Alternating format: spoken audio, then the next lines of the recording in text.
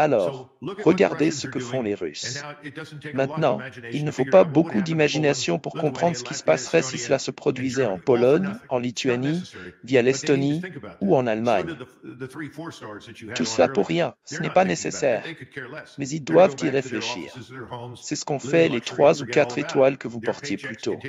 Mais maintenant, ils ne pensent plus à cela. Ils s'en fichent. Ils retournent dans leur bureau ou leur maison, vivent dans le luxe et oublient tout. Pendant ce temps, leur chèque de paie continue d'arriver, augmentant toujours plus, souvent financé par des usual suspects, pour qu'ils disent ce qu'on attend d'eux. C'est triste, mais c'est la réalité. Cependant, ce sont les gens qui vont payer pour cela. Cela va peser lourd. Lavrov ne veut pas de terrain en Ukraine, et ce n'est pas non plus le cas du président Poutine. Bonjour chers amis, bienvenue sur la chaîne Monde Multipolaire. Dans cette vidéo, nous allons examiner les événements les plus significatifs des 48 dernières heures, et même des dernières semaines.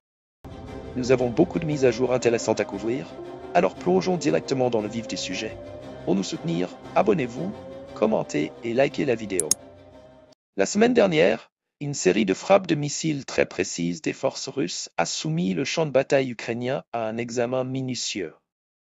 Des frappes balistiques chirurgicales et le déploiement d'armes hypersoniques par Moscou ont démontré une approche méthodique visant à neutraliser des cibles clés au plus profond du territoire ukrainien.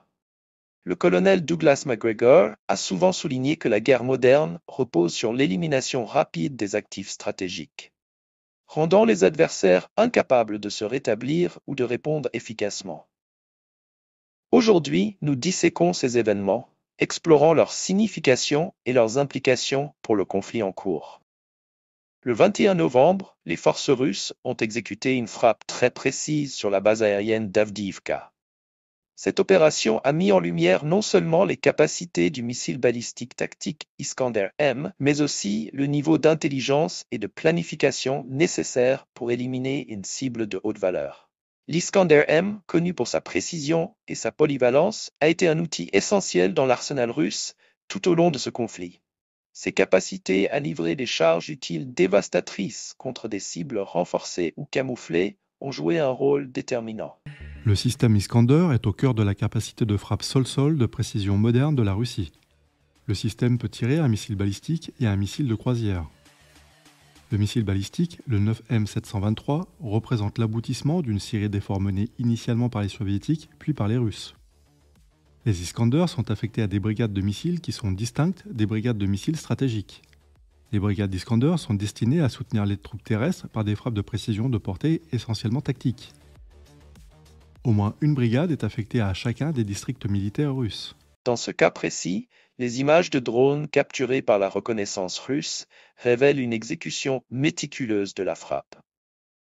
Alors que le drone de surveillance planait au-dessus de la base, il a identifié un actif stratégique dissimulé sous une bâche camouflée, positionné près de la piste Est.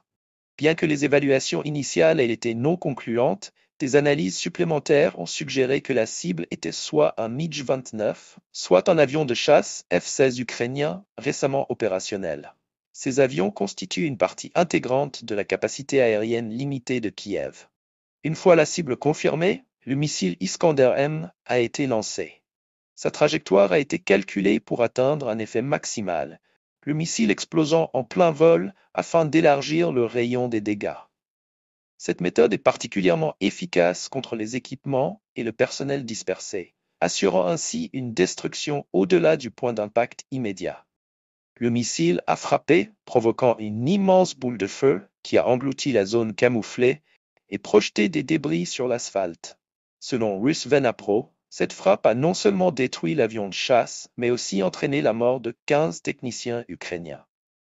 Ces pertes représentent un coup dur pour l'Ukraine, car ces techniciens jouent un rôle crucial dans le maintien et le déploiement des ressources aériennes.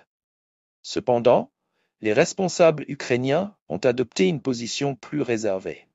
M. Lysak, chef de l'administration militaire de Dnipro, a confirmé l'attaque, mais s'est abstenu de fournir des détails spécifiques.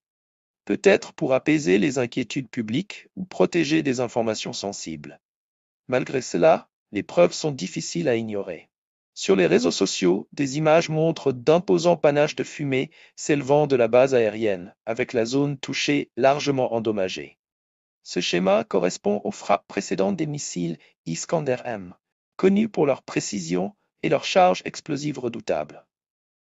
Le colonel Douglas McGregor a souligné que l'émergence de tels systèmes de haute précision modifie profondément la nature de la guerre. Les bases aériennes, autrefois considérées comme des zones relativement sûres, deviennent désormais des cibles vulnérables face aux technologies modernes de missiles capables de contourner les défenses traditionnelles. Cet événement souligne non seulement la létalité de l'escalade, mais aussi l'avantage stratégique obtenu grâce à la reconnaissance supérieure. À mesure que nous approfondissons la question de la stratégie de missiles de la Russie, il devient clair que cette frappe fait partie d'un schéma plus large visant à éroder systématiquement l'infrastructure militaire de l'Ukraine. Cependant, ce n'était pas un cas isolé. Les stigmates de la frappe sont bien visibles. Ce centre médical de Kiev a été ciblé par un drone russe dans la nuit de jeudi à vendredi. Les dégâts restent contenus, mais le gardien a été blessé. C'est l'une des nombreuses frappes subies par l'Ukraine ces dernières heures. 132 drones ont attaqué le pays selon l'armée de l'air, 88 ont été interceptés. Kharkiv, Kherson et Odessa ont aussi été ciblés. Parmi les lieux stratégiques visés par les Russes, on trouve les sites énergétiques. Cette centrale thermique ukrainienne a été ciblée plusieurs fois en peu de temps. Examinons le schéma tactique plus large des opérations russes. Au-delà des frappes isolées, la campagne de missiles a été définie par son déploiement d'armes hypersoniques. Parmi celles-ci se trouve le missile Kinzhal, un système capable de voyager à des vitesses dépassant Mach 10 et de manœuvrer pour échapper aux interceptions. De telles capacités en font un game changer, rendant les systèmes de défense aérienne traditionnels inefficaces. L'impact du Kinzhal a été ressenti à travers l'Ukraine, notamment dans les frappes contre des cibles renforcées telles que des bases aériennes et des dépôts de munitions. Un exemple notable est l'attaque récente sur la base aérienne de l'étoile Constantina, dans la région de Koutki. Selon des observateurs neutres, cette opération a abouti à la destruction de 3 à 4 chasseurs F-16, avec 6 à 8 avions et hélicoptères supplémentaires endommagés. Les implications financières et stratégiques de telles pertes sont immenses, surtout pour une armée déjà en difficulté pour intégrer l'offre occidentale. L'analyste militaire russe Andrei Khnov a décrit les capacités du Kinzhal comme dévastatrices, notant que même les abris en béton armé offrent peu de protection. Il a expliqué qu'un coup direct, ou même un quasi-échec, par un Kinzhal serait suffisant pour effondrer ces abris comme s'ils étaient faits de carton.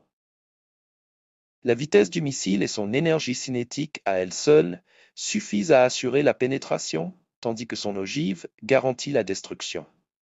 Les implications s'étendent au-delà de la destruction immédiate. En ciblant des infrastructures critiques, telles que des bases aériennes, la Russie neutralise effectivement la capacité de l'Ukraine à maintenir et déployer ses capacités aériennes limitées. C'est particulièrement significatif compte tenu des défis associés à l'intégration d'avions avancés comme le F-16. La maintenance, la logistique et la formation nécessaires pour ces plateformes exigent une sécurité renforcée des installations et un personnel qualifié, qui deviennent de plus en plus rares alors que le conflit s'éternise. Le colonel Douglas McGregor a souvent souligné que la technologie des missiles hypersoniques représente un changement de paradigme dans la guerre. Il soutient que l'inégalable vitesse et la précision des systèmes comme le Kinzhal les rendent presque impossibles à intercepter, forçant les militaires à repenser la manière dont ils protègent des atouts de grande valeur. Alors que l'Ukraine lutte pour s'adapter à cette nouvelle réalité, le calcul stratégique devient de plus en plus clair. Le déploiement de seulement 6 F-16 opérationnels jusqu'à présent met en évidence la précarité de la position de Kiev. Chaque perte est un revers important, à la fois sur le plan militaire et symbolique. Et pourtant, les enjeux continuent de croître. Tournons-nous maintenant vers les implications de ces pertes pour la stratégie de Kiev et le conflit plus large.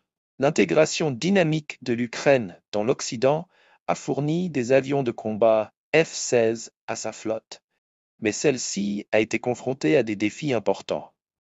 Beaucoup de ces problèmes découlent des limites de l'avion et de l'infrastructure qui les soutient. La destruction d'au moins 2 F-16 à la base Constantina et un autre potentiel en souligne la vulnérabilité. Ces avions avancés, bien qu'ayant des capacités technologiques remarquables, ne sont pas conçus pour opérer dans un environnement saturé par des systèmes de défense aérienne de haut niveau, tels que le Panzer S-400 russe. Ces unités créent un réseau de défense en couche capable de suivre et neutraliser les menaces aériennes sur une large portée. Par conséquent, même lorsque les F-16 sont stationnés loin des lignes de front, ils ne sont pas entièrement à l'abri des frappes de missiles de précision à longue portée. L'analyste Cernov a souligné la fragilité de ces actifs, indiquant que même des éclats d'obus mineurs peuvent rendre un F-16 inutilisable. Cette réalité est particulièrement frappante pour l'Ukraine, qui manque de l'économie nationale nécessaire pour mener à bien les réparations de ses avions. Contrairement à d'autres nations qui disposent de systèmes de soutien établis pour leur flotte, l'Ukraine dépend fortement de l'expertise technique externe et des ressources pour chaque avion retiré du service. Cela exerce une pression supplémentaire sur une logistique déjà surchargée. Alors que l'arrivée des F-16 a été initialement annoncée comme un changement de jeu, leur déploiement limité et leurs exigences de maintenance élevées ont exposé ces avions à des risques importants. Ces jets étaient censés renforcer le réseau aérien ukrainien et améliorer sa capacité à contrer la supériorité aérienne russe. Mais dans la pratique, ils restent cloués au sol pendant de longues périodes, vulnérables aux attaques contre les bases censées les protéger. Les grèves récentes soulignent l'efficacité des missiles russes. La stratégie de Moscou a systématiquement ciblé les infrastructures aériennes de l'Ukraine, en forçant Kiev à consacrer des ressources rares à la protection de ses actifs. Moscou a limité la capacité de l'Ukraine à utiliser ses ressources aériennes limitées. Effectivement, en outre, l'impact psychologique de ces pertes, tant parmi le personnel militaire que parmi le grand public, ne peut être sous-estimé. Le colonel Douglas McGregor a fréquemment noté que les limitations stratégiques l'emportent souvent sur les progrès technologiques modernes. La guerre contre la destruction des F-16 et de leur infrastructure de soutien souligne ce point, car même les avions de combat les plus avancés deviennent inutiles sans une protection adéquate. Soutenir ces grèves n'est pas simplement une question d'équipement. Elle constitue un message, une démonstration claire de l'évolution des tactiques russes sur le champ de bataille qui remodèle le calcul stratégique. Le succès récent de la Russie dans le domaine des missiles n'est pas seulement un témoignage de son armement avancé, mais également de l'efficacité et de la précision de ses appareils de renseignement. Au cœur de ces opérations se trouve un système robuste, un réseau de surveillance par satellite, de renseignement électronique et de reconnaissance en temps réel par drone, qui ensemble permettent aux forces russes d'identifier et de neutraliser les cibles de grande valeur avec une précision chirurgicale. La précision de cette capacité s'est manifestée lors de la grève de Depra, où une reconnaissance a permis de découvrir un F-16 déployé sous des badges de camouflage à la base aérienne. Cet avion, censé être une réponse à une attaque de missiles hypersoniques, a été ciblé et détruit avant qu'il ne puisse être opérationnalisé de manière préventive. Les frappes perturbent la capacité de l'Ukraine à monter des contre-offensives efficaces et à neutraliser les menaces potentielles. Chaque jour nous le prouve, l'importance des drones dans cette guerre, d'où la réflexion donc d'Elon Musk avec les drones. Pourquoi on utilise encore des avions de chasse? Il le dit dans un tweet, regardez, à 7 heures, il existe encore donc des idiots pour fabriquer des avions de chasse avec pilote comme le F-35. Les avions de chasse sont obsolètes à l'heure des drones. À la fin, il n'y aura que des pilotes tués. Voilà donc ce qu'affirme le milliardaire. Pas sûr que ça plaise à notre invité Pierre-Henri Chuet. Bonjour, merci d'être avec nous. Vous êtes ancien pilote de Rafale dans l'aéronaval. Elle vous plaît cette analyse d'Elon Musk ou pas ? Je ne sais pas si elle me plaît, mais il y a une part de vérité. Par contre, comme toujours, il faut prendre un petit peu de recul et il faut se poser la question, à quoi sert un avion de combat en 2024 ? Effectivement, c'est pour une mission d'assaut. on comprend tout à fait l'utilisation de drones. Maintenant, en France, à l'instant T, il y a des Mirage 2000, il y a des Rafales qui sont prêts à décoller pour ce qu'on appelle la PPS, la posture permanente de sécurité, si un avion de ligne, par exemple, a un souci.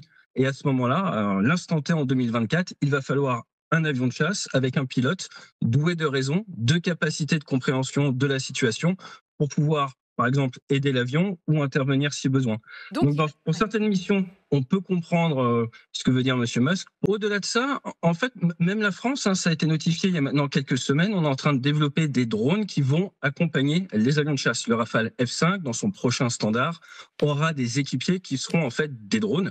Pourquoi ? Parce que dans certains cas, vous voulez vous rapprocher de l'ennemi avec un pilote dans un avion qui va pouvoir manager, si je puis dire, à distance des drones, au plus près de la zone où il y a une menace, sans pour autant se mettre au danger. Donc, dans certains cas, envoyer des drones plutôt que des pilotes peut faire du sens, et également d'un point de vue tout simplement budget, parce que non seulement un avion coûte cher, mais surtout c'est ce qu'on appelle le MCO, le maintien en conditions opérationnelles. Un pilote, pour être au standard OTAN, a besoin de voler environ 180 heures par an. Si vous le remplacez par un drone, le drone, pour être au standard, pour réaliser sa mission, n'a pas besoin de voler 180 heures par an. Donc forcément, il y a des économies d'échelle et je pense que c'est notamment à ça que pense M. Musk, c'est cette capacité en fait à réduire les coûts parce qu'on aurait moins besoin tout simplement d'entraîner les drones et ce qui permettrait d'avoir un certain niveau d'armée, un certain volume d'armée sans pour autant faire exploser la facture à la fin de l'année. Pour au moins 10, si ce n'est 20 ans, eh bien, on va encore avoir besoin d'avions pilotés pour faire toutes ces missions de protection et de nettoyage en fait du ciel qui sont indispensables pour pouvoir protéger les troupes au sol, pour pouvoir les appuyer au mieux. Donc à l'heure actuelle, les drones peuvent faire de la reconnaissance, peuvent faire de la surveillance, peuvent faire des frappes. Au-delà des frappes individuelles, le développement continu de la Russie et le déploiement de systèmes hypersoniques, comme le CAL, représentent une escalade significative du conflit. La capacité du CAL à pénétrer jusqu'à 100 mètres sous terre en fait un outil redoutable contre des cibles durcies, telles que des bunkers récemment construits et des installations souterraines. Cette capacité oblige l'Ukraine à repenser ses stratégies défensives. Même les installations les plus sécurisées ne sont plus imperméables aux attaques, comme l'a observé le colonel Douglas Macgregor. L'intelligence de précision et la capacité de frapper de manière préventive sont les caractéristiques déterminantes de la guerre moderne. Ce principe est évident dans l'approche de la Russie, où l'intégration de la reconnaissance de pointe et des armes hypersoniques a donné à Moscou un bord décisif, démantelant systématiquement les infrastructures critiques de l'Ukraine. Cela ne réduit pas seulement l'efficacité immédiate de Kiev sur le terrain, mais aussi sa capacité à se rétablir à long terme. Les implications de ces développements sont profondes. Pour l'Ukraine, le défi n'est pas seulement de protéger ses actifs restants, mais aussi de s'adapter à un adversaire capable de frapper n'importe où et à tout moment. Les forces de Kiev doivent allouer leurs ressources de manière encore plus défensive, ce qui étend encore plus leurs capacités déjà limitées. Mais la question demeure. L'Ukraine peut-elle adapter sa stratégie pour contrer ces attaques implacables, ou va-t-elle continuer à absorber les coups dévastateurs portés par l'arsenal en évolution de la Russie? Ces frappes ne sont pas des incidents isolés. Elles font partie d'une action délibérée et systématique visant à paralyser le système opérationnel de l'Ukraine en ciblant une combinaison de bases aériennes, de dépôts de munitions et d'équipements critiques.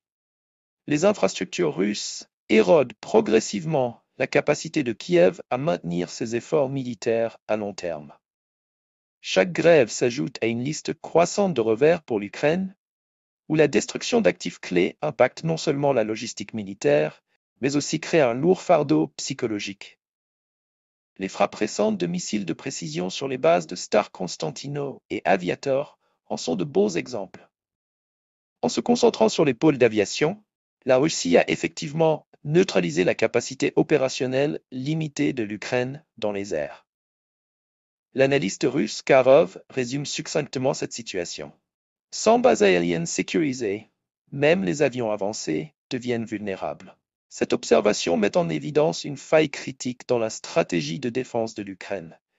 Sa dépendance à un nombre limité d'actifs à valeur élevée qui sont extrêmement vulnérables aux frappes de précision. Le manque de durcissement des infrastructures, incapable de résister à des armes avancées telles que le Kal ou le Iskander-M, a contraint Kiev à chercher des alternatives en réponse. L'Ukraine a déplacé son attention des opérations aériennes traditionnelles aux attaques par drone ciblant des installations situées au plus profond du territoire russe. En réponse aux frappes sur son territoire, l'Ukraine a visé un dépôt pétrolier dans la région de Rostov en Russie, un site qui fournit l'armée russe. On le voit ici en flammes. Le gouverneur de la région parle d'une attaque massive de drones dont 30 auraient été détruits. Pendant ce temps, la Russie continue son rapprochement avec la Corée du Nord.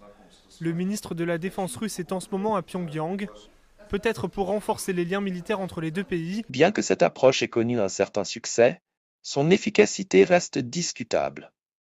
Les systèmes de défense multicouches de la Russie, y compris la guerre électronique avancée, ont intercepté une part importante de ces drones. Ainsi, les grèves limitent leur impact tout en permettant à Moscou de frapper des cibles ukrainiennes clés sans entrave. Cette dynamique met en évidence un contraste frappant entre les deux côtés. Tandis que l'Ukraine lutte pour surmonter des défis technologiques et logistiques, la Russie continue de tirer parti de sa supériorité dans ces domaines pour dicter le rythme et la nature du conflit. Le colonel Douglas Macgregor a fréquemment souligné l'importance de maintenir une flexibilité opérationnelle dans la guerre moderne. Il soutient que la capacité d'adapter sa stratégie et d'exploiter les faiblesses de l'adversaire est cruciale pour assurer un succès à long terme. Cela implique de repenser la dépendance de l'Ukraine à des actifs vulnérables et de trouver des moyens d'atténuer l'impact des frappes de précision russes. Dans ce contexte plus large, réfléchissons maintenant aux implications globales de ces évolutions dans le conflit. Alors que celui-ci continue de se dérouler, il devient de plus en plus évident que l'équilibre des pouvoirs ne réside pas dans la quantité pure d'armements déployés, mais dans leur efficacité. Les frappes de précision de la Russie illustrent bien ce principe. En démantelant systématiquement les infrastructures critiques de l'Ukraine et en réduisant les options de Kiev pour une réponse significative. Le colonel Macgregor a constamment souligné ce changement dans la guerre moderne, où la stratégie et la supériorité technologique l'emportent souvent sur la force brute. La capacité de la Russie à intégrer une intelligence avancée et un armement de pointe dans une opération cohérente a été un facteur décisif dans son récent succès avec des missiles hypersoniques tels que le Kinol et l'Oresnik. Ces armes ont élargi le fossé technologique, avec leur capacité à pénétrer des cibles durcies et à échapper aux défenses traditionnelles. Ces armes ont fondamentalement modifié la dynamique de la guerre aérienne. Pour l'Ukraine, le défi n'est plus seulement de défendre son ciel, mais de préserver la survie de ses actifs critiques sur le terrain.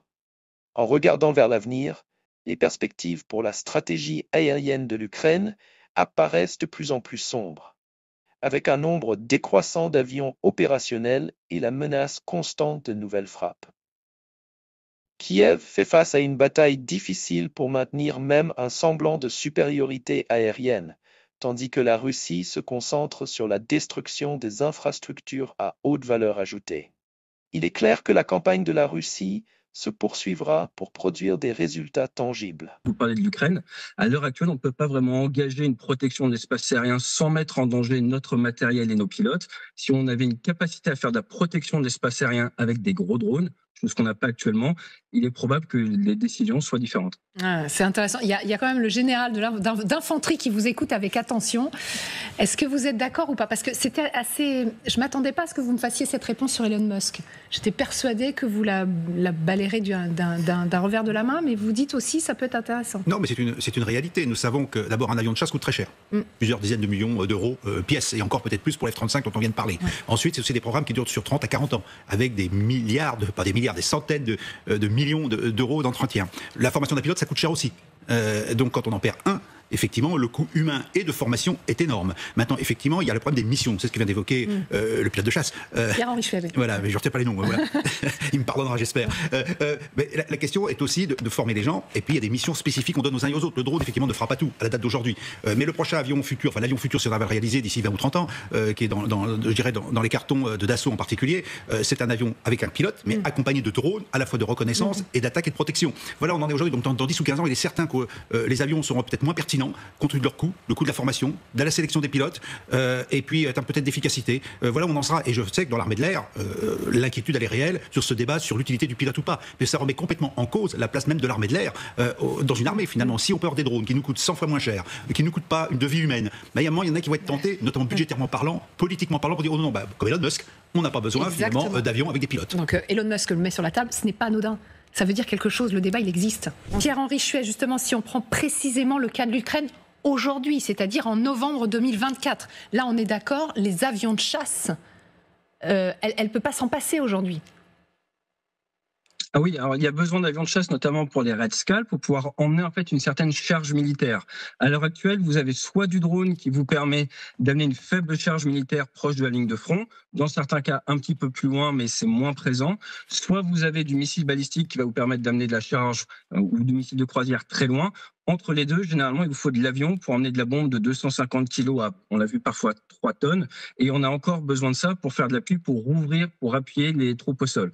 Donc oui, il y a quand même besoin d'avions. Vous allez avoir du mal à pouvoir maîtriser le champ de bataille sans aéronef. Par contre, dans le cas de Musk, je pense qu'il y a un cas très intéressant également à voir. Il a peut-être un petit peu plus d'avance que ce qu'on pense, parce que en tant qu'opérationnel, on est toujours en train de chercher quel est le talon d'Achille d'un nouvel équipement. Et si vous voulez remplacer un avion de chasse par un drone, il va vous falloir une liaison satellitaire ou une capacité à communiquer avec. D'ailleurs, un gros pan du budget des armées, c'est acheter la liaison satellitaire pour pouvoir contrôler les drones à distance. Starlink, et par le exemple. talon d'Achille, ça serait la destruction des satellites qui rendent vos drones inutilisables. Et là, Musk a quelques longueurs d'avance puisqu'il détient 80% des satellites avec Starlink et l'orbite basse. Donc il semblerait qu'ils sont en train de créer un problème ou un manque auquel il a déjà la réponse, ce qui pour le coup est plutôt malin de sa part. Restez informés et abonnez-vous pour des mises à jour continues et une couverture approfondie du champ de bataille en évolution.